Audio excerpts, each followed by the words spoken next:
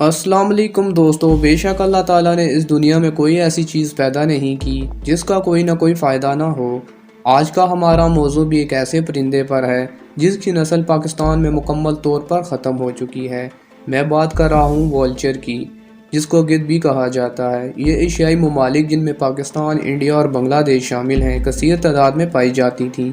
क्योंकि इन ममालिक में मरने वाले जानवरों को ठिकाने लगाने का कोई इंतज़ाम नहीं है, जिसकी वजह से इन जानवरों को सरे राह फेंक दिया जाता है। 5-10 साल पहले तो इन फेंके जाने वाले जानवरों से कोई मसला पैदा नहीं होता था, क्योंकि जैसे ही इन जानवरों को फेंका जाता तो तब इस नायाब परिंदे के पूरे गोल उतरते और इन मरे हुए जानवरों को खा जाते, और यूं किसी भी किस्म की गंदगी और जरासीम इस माहौल में पैदा नहीं हो पाते थे।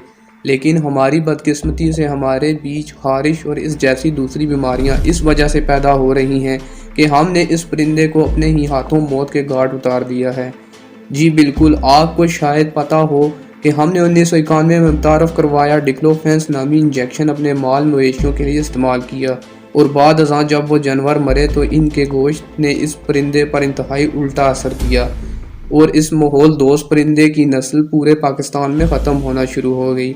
अफसोस कि इस बात का एहसास होता और तहकीक का आगाज़ होता कि यह परिंदा आखिर क्यों मर रहा है, तब तक बहुत देर हो चुकी थी।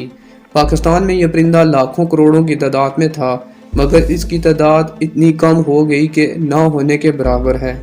1980 में यह परिंदा इंडिया में 40 मिलियन की तादाद में था, लेकिन इसकी तादाद वहाँ भी कम हो गई, चंद हज़ार में रह गई है। इस परिंदे के न होने की वजह से माहौलियाती आलूदगी में तेज़ी से इजाफा हो रहा है और मरने गलने सड़ने वाले जानवरों से फैलने वाली बीमारियां इंसानों में मुंतकिल हो रही हैं, जिनमें से एक खारिश भी है।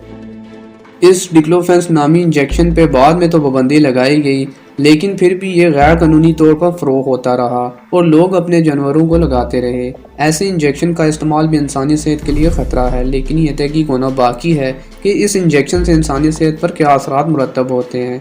अगर जानवरों को ऐसी दवाई देनी ही ज़रूरी है तो ये डिक्लोफेनेक नामी इंजेक्शन के मुतबादल मेलोक्सिकैम मेडिसिन बनाई गई है, जो गिद्ध पर किसी किस्म का मौसर असर भी नहीं छोड़ती। मगर अफसोस कि आज हम देख रहे हैं कि मरे हुए जानवरों को कुत्ते और कौवे भी नहीं खाते और ये गलने सड़ने लग जाते हैं, मगर ना तो इन्हें कोई गिद्ध खाने आता है। ये सिर्फ मौजर और ख़तरनाक दवाओं के इस्तेमाल से हुआ है, और मुर्दार खोर परिंदे और जानवर मरे हुए जानवरों के गोश्त में भी दिलचस्पी खो बैठे हैं। 1990 में इस परिंदे की तादाद इतनी तेज़ी से कम हुई और WWF के मुताबिक 1990 के बाद इन परिंदों की तादाद 99% कम हो चुकी थी, जो कि अब मुकम्मल तौर पर ख़त्म हो चुकी है, जिसके ज़िम्मेदार हम खुद हैं।